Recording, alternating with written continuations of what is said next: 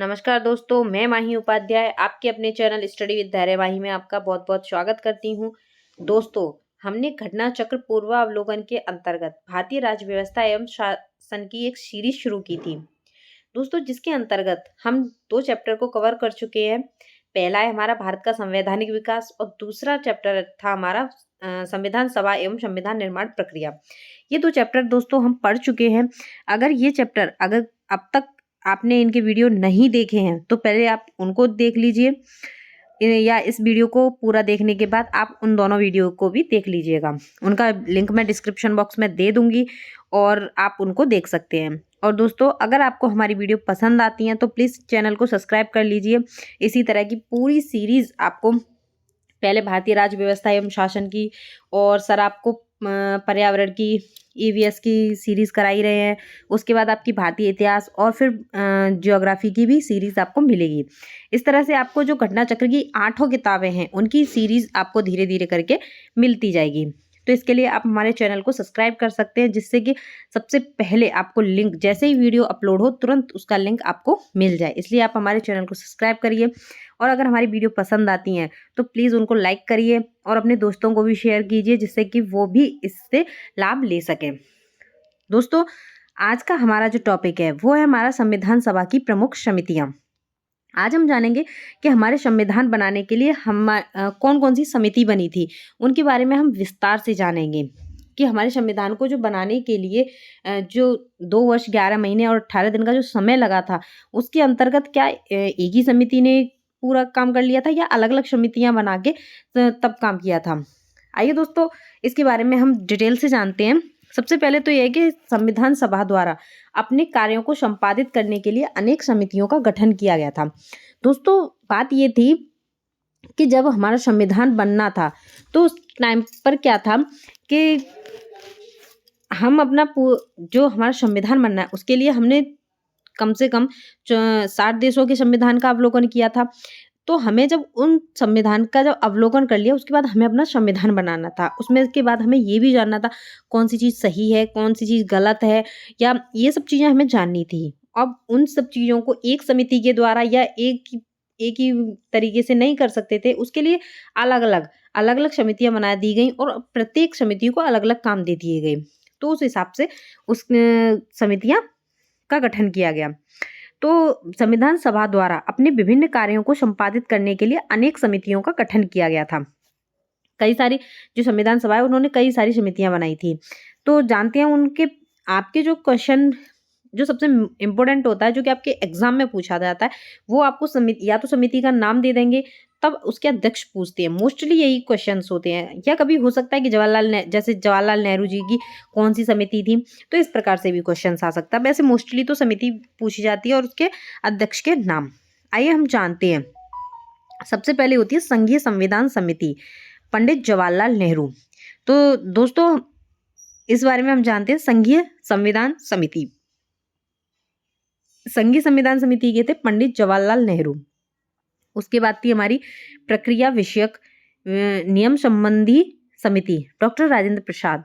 उसके बाद डॉक्टर राजेंद्र प्रसाद एक और समिति के अध्यक्ष थे, वो थी आपकी संचालन समिति। उसके बाद आती है आपकी प्रारूप समिति, जो कि मोस्ट इम्पोर्टेंट थी। इसके बारे में हम आगे डिटेल से जानेंगे। अभी सिर्फ इनके अध्यक्ष के बारे में जानते हैं। वो थे इनके अध्यक्ष डॉक्टर भीमराव अंबेडकर। उसके बाद थी मौलिक अधिकार, अल्पसंख्यक एवं जनजातीय और अपवर्जित क्षेत्रों संबंधी सलाहकार समिति। दोस्तों, ये एक समिति थी, लेकिन इसके अंतर्गत 5 उप समितियां भी बनाई गई थी। लेकिन जो एक पूरी समिति के अध्यक्ष कौन थे, वो थे सरदार वल्लभ भाई पटेल। लेकिन इसके अंतर्गत जो 5 उप समितियां थी उनके अध्यक्ष अलग अलग थे। तो उसमें जानते हैं सबसे पहली समिति मूल अधिकार समिति के थे जेपी कृपलानी। अल्पसंख्यक उप समिति के थे गोपीनाथ बारदोलोई। फिर तीसरी थी आपकी पूर्वोत्तर सीमांत जनजातीय क्षेत्रों और असम के अपवर्जित एवं आंशिक रूप से अपवर्जित क्षेत्रों संबंधी उपसमिति। इनके थे गोपीनाथ बारदोलोई। सॉरी दोस्तों, अल्पसंख्यक उपसमिति के एच.सी. मुखर्जी थे। और उसके बाद आती है आपकी चौथे नंबर की अपवर्जित और आंशिक रूप से अपवर्जित क्षेत्रों असम के अतिरिक्त संबंधी उपसमिति। इसके थे ए.वी. ठक्कर। और दोस्तों इसमें एक और उपसमिति थी जो कि इसमें नहीं दी हुई है। इसके अंतर्गत 5 उपसमितियां थी। जो छठी थी वो थी उत्तर पश्चिमी फ्रंटियर जनजाति क्षेत्र उपसमिति। इसके अध्यक्ष नहीं थे, ये इस उपसमिति के अंतर्गत ही आ जाती है, लेकिन 5 उपसमितियां थी। आप ये याद रखिएगा। मैं एक बार इनके द्वारा से नाम ले देती हूँ। पहला था मूल अधिकार उपसमिति, जेपी कृपलानी। अल्पसंख्यक उपसमिति, एच.सी. मुखर्जी। तीसरी थी आपकी पूर्वोत्तर सीमांत जनजातीय क्षेत्रों और असम के अपवर्जित एवं आंशिक रूप से अपवर्जित क्षेत्रों संबंधी उपसमिति।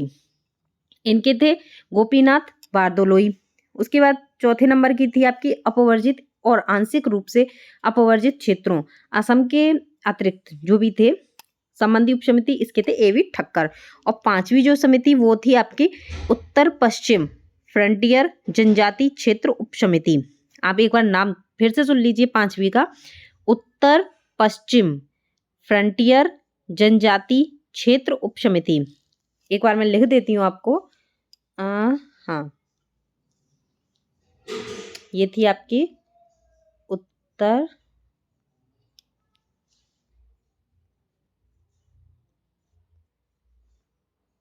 पश्चिम।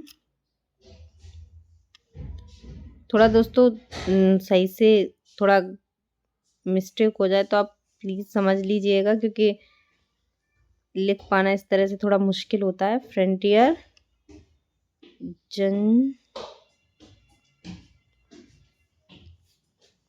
जनजाति क्षेत्र उपसमिति, ये थी आपकी 5वीं उपसमिति। आप इसका नाम नोट डाउन कर सकते हैं अच्छी तरीके से, ठीक है। आगे हम चलते हैं, हम। उसके बाद आती है आपकी संघीय शक्तियों संबंधी समिति। इसके थे पंडित जवाहरलाल नेहरू। दोस्तों एक चीज आप याद रखिएगा, संघीय जो शब्द है, संघीय शक्ति, और दूसरा था यहाँ पे पहली आपकी संघीय संविधान समिति। संघीय संविधान या संघीय शक्ति, ये दोनों ही पंडित जवाहरलाल नेहरू की थी। आप इस तरीके से याद कर सकते हैं। उसके बाद आती है आपकी प्रांतीय संविधान समिति। इसके थे सरदार वल्लभ भाई पटेल। उसके बाद आती है आपकी कार्य संचालन संबंधी समिति। उसके थे के.एम. मुंशी। अब दोस्तों इसमें एक कंफ्यूजन है, कार्य संचालन समिति और एक है संचालन समिति। तो संचालन समिति के हैं डॉक्टर राजेंद्र प्रसाद, लेकिन कार्य संचालन समिति के थे के.एम. मुंशी। तो आप इसमें थोड़ा कंफ्यूज मत होइएगा, याद रखिएगा। सदन समिति बी पट्टाभी सीतारमैया। उसके बाद आती है राष्ट्रीय ध्वज संबंधी तदर्थ समिति। इसके थे डॉक्टर राजेंद्र प्रसाद। संविधान सभा के कार्यकरण संबंधी समिति। इसके थे जीवी मावलंकर। उसके बाद आती है राज्यों संबंधी समिति, पंडित जवाहरलाल नेहरू। राज्यों संबंधी समिति पंडित जवाहरलाल नेहरू। वित्त एवं स्टाफ समिति, इसके थे डॉक्टर राजेंद्र प्रसाद। उसके बाद आती है प्रत्यय पत्र संबंधी समिति, अल्लादी कृष्णा स्वामी अय्यर। दोस्तों ये आपकी सारी समितियां हो गई। दोस्तों इन समितियों को आप 2-3 बार करके याद कर लीजिएगा। आप वीडियो को 1-2 बार देख लीजिएगा, जिससे कि ये आपको याद हो जाए। एक बार अगर आप अच्छे से याद कर लेंगे, क्योंकि दोस्तों हम जो एग्जाम देने जा रहे हैं वो हमारा IAS या PCS थोड़े उच्च लेवल के एग्जाम है, वनडे एग्जाम नहीं है, तो हमें उस हिसाब से तैयारी करनी होती है। वैसे अगर आप कहेंगे तो मैं इन समितियों को लेके एक ट्रिक भी बना दूंगी, लेकिन दोस्तों हम जो एग्जाम देखने जा रहे हैं उसमें ट्रिक ज़्यादा ना यूज़ करें तो ज़्यादा बेटर रहता है। हमें थोड़ा इन सबको पढ़ के इन्हें अपने उस हिसाब से याद कर रखना है इन्हें हमें, कि जिससे कि वहाँ कन्फ्यूजन, क्योंकि दोस्तों हम अगर ज़्यादा ट्रिक करते हैं, लेकिन हमें क्या लगता है कि हम ट्रिक से कम याद कर रहे हैं और कम याद में हमें याद रह रहा है, लेकिन हमें लगता है कि ट्रिक से बच्चा ज़्यादा याद करता है, लेकिन फिर भी वो एग्जाम टाइम पे कंफ्यूज्ड हो जाता है। इसलिए बेस्ट यही ऑप्शन है कि आप इसी में से इनको याद करें। सदन समिति बी पट्टाभी सीतारमैया, इस तरीके से आप याद करें। आइए दोस्तों हम आगे चलते हैं, वो है हमारी प्रारूप समिति। दोस्तों प्रारूप समिति के जो अध्यक्ष थे वो थे आपके भीमराव अंबेडकर। ये मैं आपको पहले ही बता चुकी थी, प्रारूप समिति के भीमराव अंबेडकर अध्यक्ष थे। और इसमें जो अध्यक्ष थे उनको मिलाकर, जो भीमराव अंबेडकर जी को मिलाकर हमारे जो कुल सदस्य थे वो थे इसके 7 सदस्य। 7 सदस्य जो थे वो थे, इसमें से थे एन गोपाल स्वामी अयंगर, अल्लादी कृष्णा स्वामी अय्यर और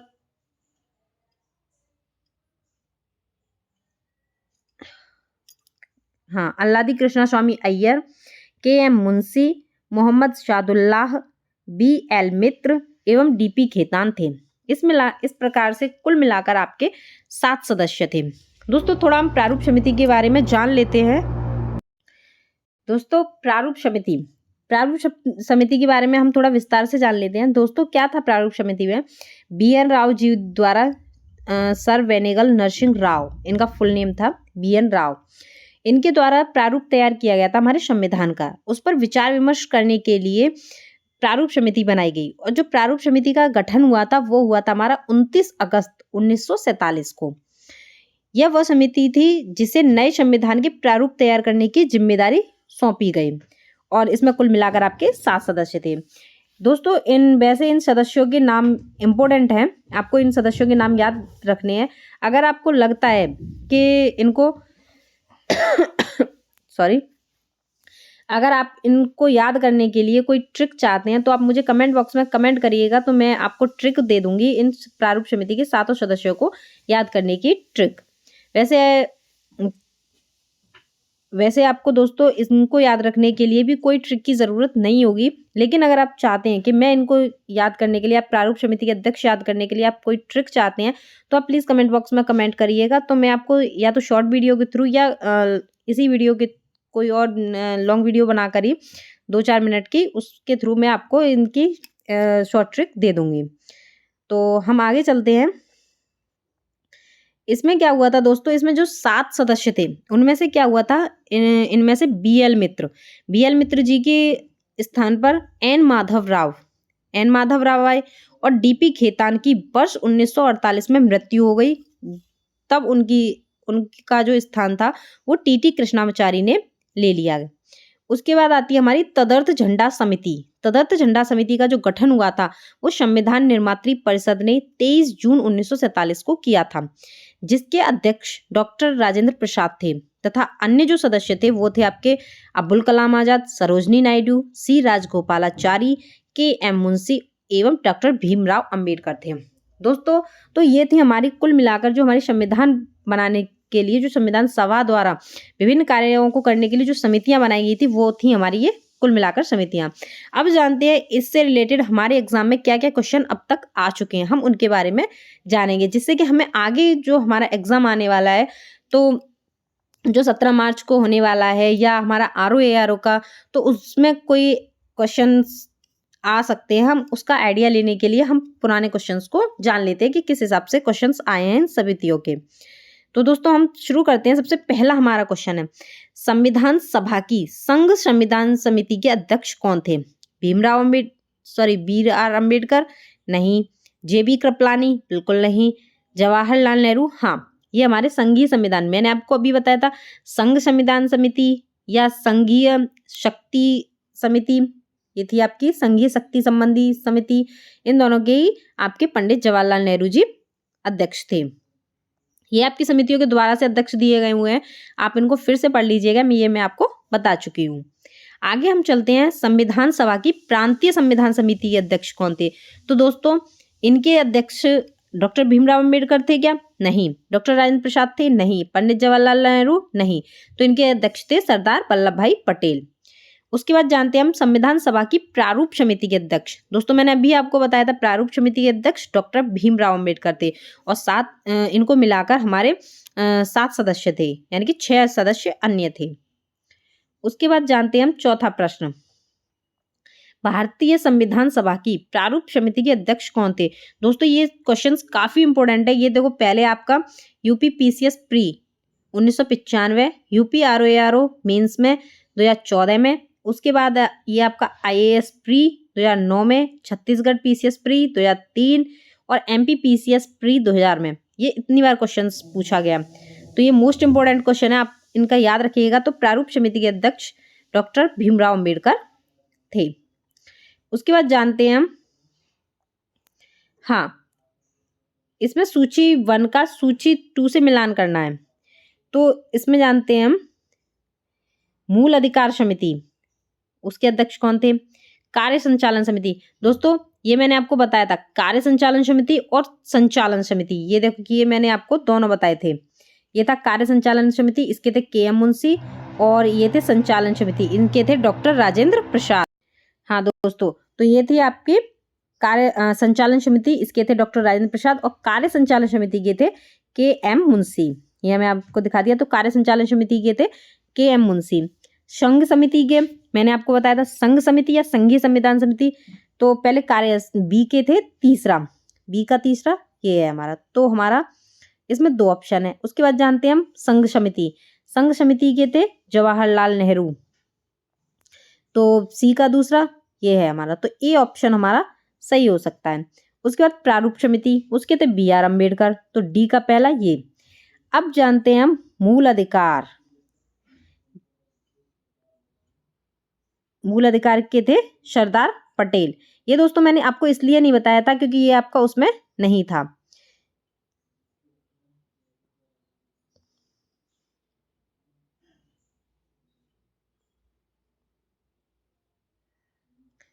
इसमें मूल अधिकार, इस प्रकार से ए ऑप्शन आपका सही हो जाएगा। उसके बाद जानते हैं हम छठवां प्रश्न। संविधान सभा द्वारा स्थापित मौलिक अधिकारों और अल्पसंख्यकों हेतु जो सलाहकार समिति बनाई गई थी उसके अध्यक्ष कौन थे? तो दोस्तों मैंने आपको बताया था उसके अंतर्गत 5 उप समितियां थी। तो इस प्रकार से जो उनके अध्यक्ष थे वो थे आपके सरदार पटेल। ये आप पढ़ सकते हैं। उसका नेक्स्ट क्वेश्चन है आपका, डॉक्टर भीमराव अंबेडकर की अध्यक्षता में संविधान सभा की प्रारूप समिति में कितने अन्य सदस्य थे? तो वो थे आपके कुल मिलाकर 6। इनको मिलाकर आपके कुल मिलाकर आपके 7 सदस्य थे, और डॉक्टर भीमराव अंबेडकर को अगर हटा दिया जाए तो 6 अन्य सदस्य थे। इनके नाम दिए हुए हैं, ये मैं आपको बता भी चुकी हूँ, तो आप इनको पढ़ लीजिएगा। उसके बाद जानते हैं संविधान प्रारूप समिति के सदस्य थे।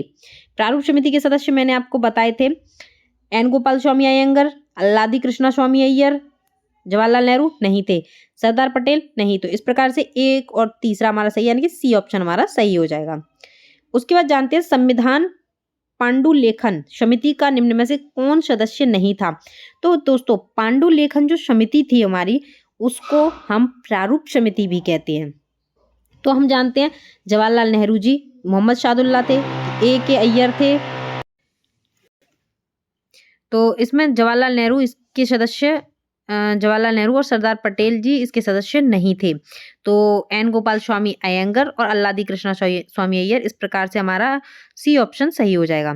हाँ दोस्तों, हम इस वाले क्वेश्चन पे थे, संविधान पांडुलेखन समिति निम्न में से कौन सदस्य नहीं था? तो इसके थे जवाहरलाल नेहरू, इसके सदस्य नहीं थे। उसके बाद आते हैं हम अपने 10वें प्रश्न पे। संविधान सभा ने डॉक्टर भीमराव अंबेडकर की अध्यक्षता में प्रारूप समिति का गठन कब किया था? दोस्तों ये मैं आपको अभी बताया था मैंने, 13 दिसंबर 1946 नहीं, क्योंकि इस दिन हमारा उद्देश्य प्रस्ताव रखा था हमारे जवाहरलाल नेहरू जी ने। उसके बाद आता है हमारा 22 जनवरी 1947, इस दिन भी नहीं, क्योंकि 22 जनवरी 1947 को जो हमारा उद्देश्य प्रस्ताव रखा गया था उसको सर्वसम्मति से स्वीकार कर लिया गया था। ये मैंने आपको दोनों ही टॉपिक कल बताए थे। उसके बाद आता है 3 जून 1947, ये भी नहीं हुआ था क्योंकि 3 जून 1947 को हमारी माउंटबेटन की योजना लागू हुई थी, जिसके अंतर्गत हमारा जो देश था वो भारत और पाकिस्तान 2 भागों में बट गया था। उसके बाद आती है 29 अगस्त 1947, ये ऑप्शन हमारा डी ऑप्शन बिल्कुल सही है। उसके बाद ये आप पढ़ लीजिएगा। उसके बाद आते हैं हम 11वां प्रश्न, संविधान निर्मात्री परिषद की झंडा समिति के अध्यक्ष कौन थे? तो झंडा समिति के अध्यक्ष थे डॉक्टर राजेंद्र प्रसाद। ये मैं आपको बता चुकी हूँ। झंडा समिति के जो हमारे अध्यक्ष थे वो थे हमारे डॉक्टर राजेंद्र प्रसाद। भारतीय इतिहास में 2 झंडा समितियों का उल्लेख मिलता है, जो कि 2 अप्रैल 1931 में कांग्रेस के कराची अधिवेशन में गठित झंडा समिति, जिसके अध्यक्ष सरदार पटेल थे और 6 इसके अन्य सदस्य थे। दूसरी थी एक तदर्थ झंडा समिति, उसका गठन संविधान निर्मात्री परिषद ने 23 जून 1947 को किया था, जिसके अध्यक्ष डॉक्टर राजेंद्र प्रसाद थे। तो इसका बी ऑप्शन बिल्कुल सही हो जाएगा। उसके बाद आपका नेक्स्ट टॉपिक है संविधान के स्रोत। दोस्तों इस टॉपिक को वे हम कवर करते हैं अभी। संविधान के स्रोत। भारतीय संविधान का अधिकांश भाग भारत शासन अधिनियम 1935 से लिया गया है। हमारे जो संविधान है उसका जो अधिकांश भाग है वो हमारे भारत शासन अधिनियम 1935 से लिया गया है।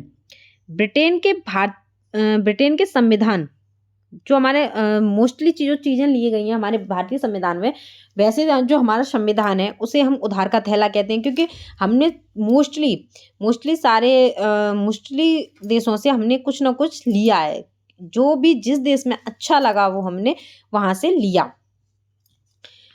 तो जो हमें जो अच्छा लगता गया वो हम लेते गए, लेकिन जो सबसे ज्यादा प्रभाव है वो जो पड़ता है वो है हमारा भारत शासन अधिनियम 1935 से। तो हम जानते हैं इसके बारे में। फिर आता है हमारा ब्रिटेन का संविधान। ब्रिटेन के संविधान से हमने क्या लिया? ब्रिटेन के संविधान से हमने लिया था संसदीय शासन पद्धति।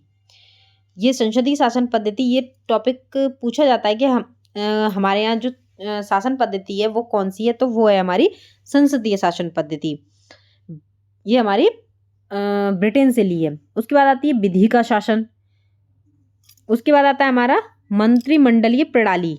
एकल नागरिकता भी हमने ब्रिटेन से लिया। अब एकल नागरिकता क्या होती है ये आप जानते होंगे। वैसे एकल नागरिकता क्या होती है कि जैसे अमेरिका है, अमेरिका में क्या होता है दोस्तों कि जो नागरिक है वहाँ के अमेरिका के, उन्हें किसी राज्य, जो जिस राज्य में रहते हैं उस राज्य की और वो देश पूरा अमेरिका, उन दोनों ही देशों की वो लेते हैं, नागरिकता ग्रहण करते हैं। तो इस प्रकार से वो वहाँ पे दोहरी नागरिकता है। लेकिन हमारे यहाँ क्या है कि हम भारत देश के नागरिक हैं, हम किसी राज्य के नागरिक नहीं हैं, हम केवल भारत देश के नागरिक हैं। हमें किसी भी देश में कहीं भी आने जाने के लिए कोई पाबंदी नहीं, हम किसी भी देश में आ जा सकते हैं। तो हम केवल भारत देश के नागरिक हैं। ये हमारी एकल नागरिकता है। उसके बाद आती है द्विसदनीय प्रणाली, विधायी प्रक्रिया और संसदीय विशेषाधिकार, परमाधिकार लेख आदि उपबंध लिए गए हैं। उसके बाद आता है अमेरिकी संविधान। अमेरिकी संविधान से हमारे उद्देशिका के विचार लिए गए हैं। न्यायिक पुनरावलोकन, जिसे जुडिशियल रिव्यू कहते हैं, न्यायपालिका की स्वतंत्रता, मूल अधिकार, उपराष्ट्रपति का पद, राष्ट्रपति पर महाभियोग जो राष्ट्रपति पर जो महाभियोग चलाया जाता है वो भी अमेरिका से लिया गया है। और उच्चतम न्यायालय तथा उच्च न्यायालय के न्यायाधीशों को हटाए जाने के उपबंध भी अमेरिका से ग्रहण किए गए। उसके बाद आता है हमारा आयरलैंड के संविधान से प्रेरणा लेकर नीति निर्देशक तत्व, राष्ट्रपति की निर्वाचन पद्धति, राज्यसभा में कुछ सदस्यों का नामांकन, ये सब भी सम्मिलित हैं। उसके बाद आते हैं हम कनाडा के संविधान पे। कनाडा के संविधान से हमने सशक्त केंद्र के साथ संघीय व्यवस्था, केंद्र द्वारा राज्यपालों की नियुक्ति, उच्चतम न्यायालय का परामर्शी न्याय निर्णयन, अवशिष्ट शक्तियों का केंद्र में निहित होना आदि ग्रहण की गई हैं। संसद के दोनों सदनों की संयुक्त बैठक, उद्देशिका की भाषा, व्यापार वाणिज्य और समागम की स्वतंत्रता तथा समवर्ती सूची की व्यवस्था, ये सब हमने ऑस्ट्रेलिया के संविधान से ली है। उसके बाद आते हैं हमारा जापान। एक बार आप दोबारा सुन लीजिए, ऑस्ट्रेलिया के संविधान से क्या लिया है, वो है हमारा संसद के दोनों सदनों की यानी कि लोकसभा और राज्यसभा की संयुक्त बैठक, उद्देशिका की भाषा, व्यापार वाणिज्य और समागम की स्वतंत्रता और समवर्ती सूची की व्यवस्था। जो हमारी 7वीं अनुसूची में जो सूचियां दी गई हैं, संघ सूची, राज्य सूची और समवर्ती सूची, तो जो समवर्ती सूची की व्यवस्था है वो हमने ऑस्ट्रेलिया के संविधान से ली है। जैसे कुछ विषय होते हैं जिन पे राज्य और केंद्र दोनों ही कानून बना सकते हैं, वो समवर्ती सूची के विषय होते हैं।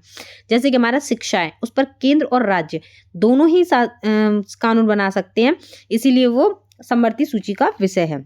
उसके बाद आते हैं हमारे जापान से विधि द्वारा स्थापित प्रक्रिया और दक्षिणी अफ्रीका से संविधान संशोधन की व्यवस्था तथा राज्यसभा के सदस्यों का निर्वाचन ग्रहण किया गया है।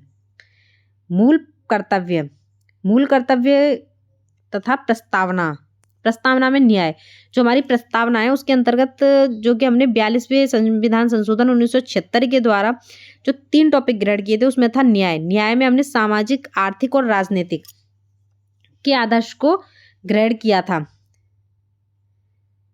जो कि हमने पूर्व सोवियत संघ यानी कि रूस से लिए हैं। उसके बाद आता है फ्रांस की संविधान से प्रस्तावना में स्वतंत्रता, समता, बंधुत्व का आदर्श, गणराज्य की अवधारणा ली गई है। जबकि जर्मनी से संघ को आपातकालीन शक्तियां और आपातकाल के दौरान मूल अधिकारों का जो निलंबन होता है उनकी व्यवस्था की गई। जो हमारे मूल अधिकार हैं उनका निलंबन हो जाता है। आपातकालीन अगर व्यवस्था लागू हो जाती है उस टाइम पे व्यवस्था ये होता है। तो ये था दोस्तों आपका विभिन्न संविधान के जो स्रोत हैं वो थे। दोस्तों कुछ चीज़ें मैं आपको संविधान से रिलेटेड बता देती हूँ। हमारा जो संविधान है वो लिखित संविधान है। वो भारत का जो संविधान है वो विश्व का सबसे लिखित संविधान है। मूल रूप से अगर इसमें कहें तो भारत की जो कि 1949 में था उसमें संविधान की प्रस्तावना में 395 अनुच्छेद और 22 भाग और 8 अनुसूचियां थी। ठीक है, अभी हमारे अगर देखा जाए वर्तमान में तो इसमें प्रस्तावना तो हमारी एक है लेकिन 470 अनुच्छेद आ जाते हैं। लेकिन मूल रूप से जो अनुच्छेद है वो 395 ही है। लेकिन 470 अनुच्छेद किस प्रकार से हो गए? गणना के तौर पे, जैसे 4 का फर्स्ट या ऐसे करके फर्स्ट सेकंड, मतलब गणना के तौर पे वो 470 हो गए। लेकिन वैसे मूल रूप से 395 ही हैं। भाग हमारे 22 ही हैं लेकिन गणना के तौर पे 25 हो गए हैं। 12 हमारी अनुसूचियां हैं। और दोस्तों जो हमारे संविधान के स्रोत हैं वो प्रत्येक संविधान, हमारे जो देश के जितने भी विशेषज्ञ थे उन्होंने सारे देशों के संविधान को पढ़ करके अच्छे अच्छे जो भी टॉपिक थे वो सारे देशों से ग्रहण किए थे। ये थे हमारे संविधान के स्रोत। अगर दोस्तों इसमें कोई भी आपको किसी भी टॉपिक में कोई भी दिक्कत आ रही हो तो प्लीज़ कमेंट बॉक्स में कमेंट करिएगा, तो मैं उससे रिलेटेड आपके लिए आपकी जो भी प्रॉब्लम होगी उसको सॉल्व करूंगी। अगर आप किसी और टॉपिक पे पढ़ना चाह रहे हैं तो आप मुझे बताइएगा, तो मैं पहले उसे पढ़ा दूंगी। और हमारी वीडियो पसंद आ रही हो तो प्लीज़ उसे लाइक ज़रूर करिएगा। और कोई भी दिक्कत हो तो कमेंट बॉक्स में चाहे अच्छा चाहे बुरा जो भी लगे कमेंट ज़रूर करिएगा, जिससे कि हमें पता चले। हम अपना इनपुट दे रहे हैं लेकिन हमें आउटपुट नहीं पता चले तो सही नहीं लगता। तो प्लीज़ अपना आउटपुट ज़रूर दीजिएगा कि आपको कैसा लग रहा है, और बताइएगा अगर कोई कमी है तो हम जिससे कि उसे सुधार सकें और आपके लिए अच्छे से अच्छा कंटेंट ला सकें। उसके बाद हम इसके क्वेश्चन आंसर करते हैं। सबसे पहले भारत के संविधान में उद्देशिका का विचार जो लिया गया था वो कहाँ से लिया गया था? वो लिया गया था हमारा उद्देशिका का विचार संयुक्त राज्य अमेरिका यानी कि यूएसए से। जबकि उद्देशिका की जो भाषा थी, उद्देशिका का विचार तो हमने यूएसए से लिया लेकिन जो उद्देशिका की भाषा है वो हमने ऑस्ट्रेलिया के संविधान से ली है। भारतीय राजनीतिक व्यवस्था में कौन सर्वोच्च है? हमारे यहाँ, हमारे जो देश में सबसे सर्वोच्च है वो है हमारा संविधान। जो भी हमारे यहाँ कानून बनता है या कुछ भी होता है वो सब कुछ हमारा संविधान है। तो जो सबसे ऊपर है वो है हमारा संविधान। उसके बाद आते हैं न्यायिक पुनरीक्षण, जुडिशियल रिव्यू। तो ये इसकी संकल्पना किस देश ने दी थी? ये था हमारा संयुक्त राज्य अमेरिका। ये मैंने अभी बताया था आपको, या पढ़ लीजिएगा। अब भी आता है क्वेश्चन, ध्यान से पढ़िएगा। न्यायिक पुनरावलोकन है, ये किस देश से लिया गया? वो हमारा संयुक्त राज्य अमेरिका है। लेकिन अब भी किस देश में? तो वो है हमारा भारत और यूएसए दोनों में है। उसके बाद आता है हमारा नेक्स्ट क्वेश्चन, 5वां क्वेश्चन। कौन सा लक्षण भारतीय परिसंघ और अमेरिकी परिसंघ में समान रूप से पाया जाता है?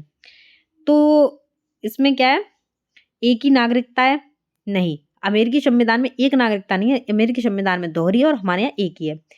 संविधान की 3 सूचियां? नहीं। न्यायिक पालिका की द्वैधता? नहीं। तो ये है हमारा डी ऑप्शन, संविधान के निर्वचन के लिए परिसंघीय उच्चतम न्यायालय। भारतीय संविधान के निर्वचन के लिए परिसंघीय उच्चतम न्यायालय की व्यवस्था अमेरिका और भारत दोनों में है। उसके बाद जानते हैं भारत की संघात्मक व्यवस्था कहाँ से ली गई है? तो ये ली गई हमारी संघात्मक व्यवस्था कनाडा से। इसका ए ऑप्शन सही है। संघवाद की व्यवस्था किस देश की पद्धति पर है? तो वो था हमारा कनाडा से। उसके बाद राज्यों का संघ, हमारा देश राज्यों का संघ है, ये संकल्पना हमने कहाँ से ली? तो ये ली थी हमने ब्रिटिश नॉर्थ अमेरिका अधिनियम से। ये भारतीय संविधान के अनुच्छेद 1 फर्स्ट में है कि भारत राज्यों का संघ है। अब आता है दोस्तों समवर्ती सूची। मैंने अभी आपको बताया था समवर्ती सूची कहाँ से ली गई है? ऑस्ट्रेलिया से। उसके बाद हमारा नेक्स्ट क्वेश्चन है, या पढ़ लीजिएगा, ये मैं आपको बता चुकी हूँ। समवर्ती सूची की संकल्पना कहाँ से ली गई? अभी क्वेश्चन आया था, फिर से वही क्वेश्चन, ये इंपॉर्टेंट क्वेश्चन और कई बार आ चुका है। ये ऑस्ट्रेलिया के संविधान से ली गई है। संविधान निर्माताओं ने 7वीं अनुसूची में वर्णित समवर्ती सूची, फिर से वही क्वेश्चन, तो समवर्ती सूची की अवधारणा ऑस्ट्रेलिया से।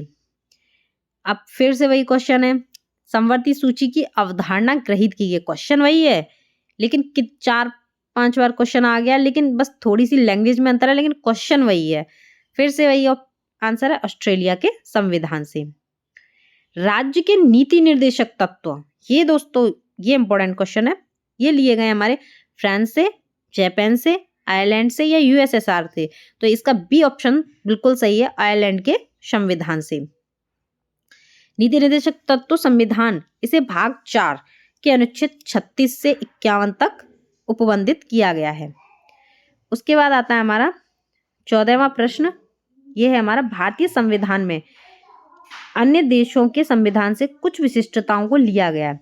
किस देश का राज्य के नीति निर्देशक तत्व के निर्माण में योगदान है? राज्य के नीति निर्देशक तत्व आयरलैंड के संविधान से। अब है क्वेश्चन इसका, राज्यसभा में गठन में प्रतिभा, अनुभव, सेवा का प्रतिनिधित्व देने में भारतीय संविधान निर्माता निम्नांकित उदाहरण से प्रभावित हुए। तो ये था हमारा आयरिश गणतंत्र से। ये ऑप्शन हमारा सही है। उसके बाद आते हैं हम 16वें प्रश्न पे। यह आपका आया है 1993 में। मूल अधिकार हमने कहाँ से लिए हैं? ये हमने संयुक्त राज्य अमेरिका के। शासन की संसदीय पद्धति, ये कहाँ से लिए हमने? ये लिए हमने यूके। आपातकालीन उपबंध, ये लिए थे हमने जर्मनी से। और राज्य के नीति निर्देशक तत्व आयरलैंड से। इस प्रकार से हमारा सी ऑप्शन सही हो गया। नेक्स्ट क्वेश्चन है हमारा 17वां, मौलिक अधिकार। ये आपको सुमेलित नहीं है, वो क्वेश्चन बताना है। मौलिक अधिकार संयुक्त राज्य अमेरिका से, बिल्कुल सही बात है। मूल अधिकार हमारे संयुक्त राज्य अमेरिका से लिए गए। राज्य के नीति निर्देशक तत्व तो आयरलैंड से लिए गए। और आपातकालीन शक्तियां जर्मनी से। लेकिन केंद्र की जो अवशिष्ट शक्तियां हैं, वो ऑस्ट्रेलिया से ली गई। ये गलत है, क्योंकि ऑस्ट्रेलिया से हमारी समवर्ती सूची ली गई है, अवशिष्ट शक्तियां नहीं। उसके बाद आता है हमारा नेक्स्ट क्वेश्चन 18वां। इसमें मौलिक आपको मैच करना है। मौलिक अधिकार हमारे ये चौथा सही है, अमेरिकी अधिकार से। राज्य के तो ए का चौथा है, ये इसमें चारों ही सही हैं। तो अब सेकंड देखते हैं, राज्य के नीति निर्देशक तत्व, ये लिए गए हमारे आयरलैंड से, आयरिश संविधान से। बी का तीसरा, तो पहला और डी सही हो गया। अब आते हैं मंत्रिमंडलीय सरकार। मंत्रिमंडलीय सरकार ये ली गई है आपकी ब्रिटिश संविधान से। फिर आता है हमारा केंद्र और राज्य संबंध, ये हमारे कनाडा से। इस प्रकार से हमारा डी ऑप्शन सही हो गया। उसके बाद आता है हमारा 19वां प्रश्न। इसमें आता है ए और बी को हमें मिलाना है। तो इसमें हो गया हमारा विधि का शासन। विधि का शासन हमने कहाँ से लिया है? वो लिया है हमने इंग्लैंड से। और विधि द्वारा स्थापित प्रक्रिया कहाँ से है? ये है हमारी जापान से। और राष्ट्रपति के विचारार्थ राज्यपाल द्वारा विधेयक सुरक्षित रखना, ये कहाँ से लिया गया है? ये हमारा कनाडा से। और विस्तृत उभयनिष्ठ सूची ऑस्ट्रेलिया से। इस प्रकार से हमारा डी ऑप्शन बिल्कुल सही है। ये आप देख लीजिए, विधि का शासन इंग्लैंड से, विधि द्वारा स्थापित प्रक्रिया जापान से, राष्ट्रपति के विचारार्थ राज्यपाल द्वारा विधेयक सुरक्षित रख सकते हैं वो है कनाडा, और विस्तृत वैनिष्ठ सूची ये हमारी ऑस्ट्रेलिया से। उसके बाद नेक्स्ट क्वेश्चन है हमारा, राज्य के नीति निर्देशक सिद्धांत ये लिए गए हमारे आयरलैंड से, तो पहले का तीसरा, तो बी और डी दो है। फिर मूल अधिकार लिए गए हमारे अमेरिका से, तो बी और डी हो गया, इसमें 5, इसमें ये भी हो गया। अब जान लेते हैं हम तीसरा, समवर्ती सूची हमारी ऑस्ट्रेलिया से है, तो इस प्रकार से हमारा डी ऑप्शन एकदम सही हो गया। 21वां प्रश्न, मौलिक कर्तव्य। दोस्तों पहले हमने मौलिक अधिकार पढ़े थे, अब ये मौलिक कर्तव्य हमने कहाँ से लिए हैं? मौलिक कर्तव्य दोस्तों हमारे मूल संविधान में नहीं थे, इनको 42वें संविधान संशोधन 1976 के द्वारा जोड़ा गया था, और ये हमारे रूस से लिए गए हैं। उसके बाद है हमारा 22वां प्रश्न, भारत के संविधान सबसे अधिक लंबा हो गया और मौलिक अधिकारों का अध्याय अमेरिकी संविधान के मॉडल से लिया गया। ये दोनों ऑप्शन सही है बिल्कुल, लेकिन अगर हम इनके ये कहें कि ये इसका कारण कि हमारा भारतीय संविधान इसलिए लंबा है क्योंकि मौलिक अधिकार अमेरिका से ले लिए गए, इसलिए नहीं, तो इस प्रकार से बी ऑप्शन हमारा सही हो जाएगा। सन्निहित मूल अधिकार हमारे कहाँ से लिए हैं? संयुक्त राज्य अमेरिका से। उसके बाद हमारा नेक्स्ट क्वेश्चन है, भारतीय संविधान में मूल अधिकारों का विचार, तो ये हमारा अमेरिकी संविधान से लिया गया है। मौलिक अधिकार वही क्वेश्चन है सेम, तो यूएसए के संविधान से। फिर हमारा लिखित संविधान का प्रारंभ किस देश से हुआ था? तो दोस्तों याद रखना कि लिखित संविधान जो है वो सबसे पहले हमारा अमेरिका का है, अलिखित संविधान हमारा ब्रिटेन का है, लेकिन लिखित संविधान हमारा अमेरिका का है। लेकिन वहाँ का संविधान इतना विस्तृत नहीं है और ना ही इतना अच्छा है जितना कि हमारे यहाँ का संविधान है। जितना अच्छा हमारे देश का संविधान है उतना अच्छा किसी का भी संविधान नहीं है। उसके बाद आते हैं हम, लिखित संविधान का प्रारंभ किस देश से हुआ? अमेरिका से। जो पूर्ण लिखित संविधान है यह विश्व का सबसे छोटा लिखित संविधान है जिसमें मात्र 7 अनुच्छेद हैं। वहीं भारत का संविधान विश्व का सबसे बड़ा लिखित संविधान है जिसमें 395 अनुच्छेद हैं। उसके बाद दोस्तों आपका नेक्स्ट टॉपिक है भारतीय संविधान के प्रमुख भाग। इस टॉपिक को हम कल पढ़ेंगे, वीडियो नहीं तो बहुत ज़्यादा बड़ी हो जाएगी, इसके बारे में हम कल विस्तार से जानेंगे। आज के लिए बस इतना ही। और दोस्तों अगर आपको हमारा ये वीडियो पसंद आ रहा है तो प्लीज़ लाइक करिएगा, अपने दोस्तों को भी शेयर करिएगा, और कोई भी प्रॉब्लम हो तो आप प्लीज़ कमेंट बॉक्स में कमेंट करिएगा, और अच्छा लग रहा है तो भी कमेंट करिएगा।